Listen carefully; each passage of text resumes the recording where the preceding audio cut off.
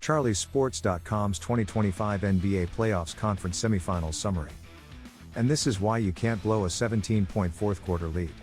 The Pacers beat the Knicks 114-109. The Knicks should have come into Game 2 with a lead in the series.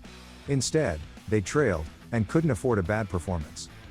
And yet, that's exactly what happened.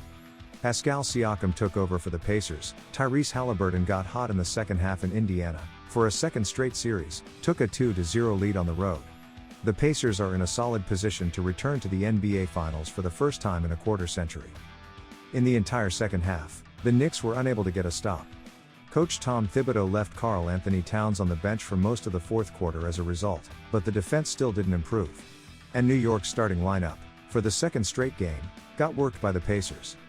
Indiana, meanwhile, got a sensational game from Siakam, who scored almost half the Pacers' points in the first half and wound up with 39 on 15 for 23 shooting.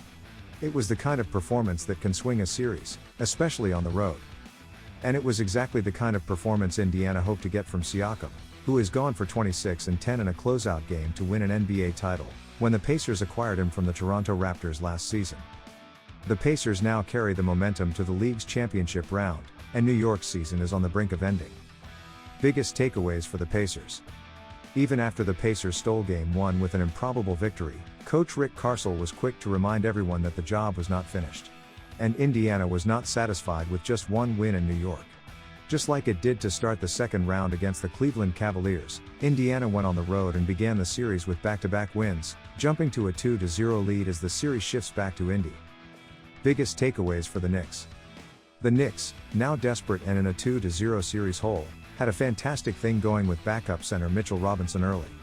But Game 2 indicated that there might be limitations on how much he can keep up with the pace in this series, as teams continue to chase the Larry O'Brien Trophy.